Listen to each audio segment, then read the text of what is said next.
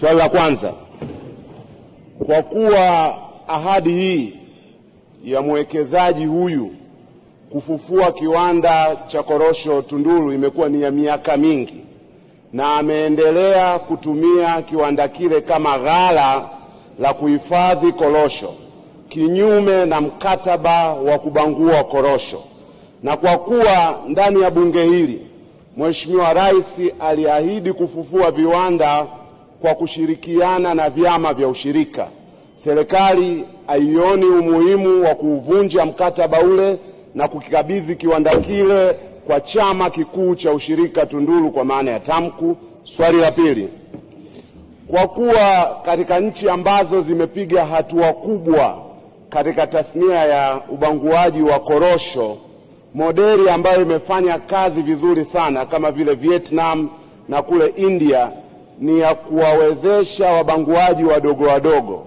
wizara haioni ni wakati muafaka sasa wa kuwawezesha wabanguaji wadogo wadogo wilayani Tunduru, hasa kwa kushirikiana na vyama vya ushirika vya msingi kwa maana ya AMCOS?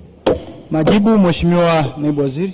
Mheshimiwa Mwenyekiti, kwa niaba ya Waziri wa Viwanda na Biashara, naomba nijibu maswali mawili ya nyongeza ya Mheshimiwa Ado Shaib Ado, mbunge wa Tunduru.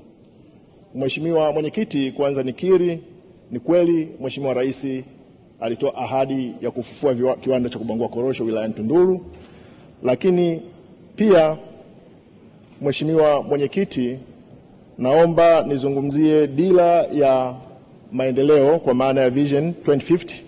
Sekta binafsi ndio msingi ambao tunaenda kuimarisha mnyororo wa thamani, lakini nguzo kuu ni uchumi imara, jumuishi na shindani. Katika hilo, utekelezaji wa ahadi ya Mheshimiwa Rais tumeanza kusimamia utekelezaji wake. Hivi tunavyozungumza, mwekezaji ameahidi ndani ya msimu huu wa 2026 anaenda kuanza shughuli za uzalishaji, lakini pia tumekuwa tukitoa hamasa kwa sekta binafsi, hasa vyama vya ushirika.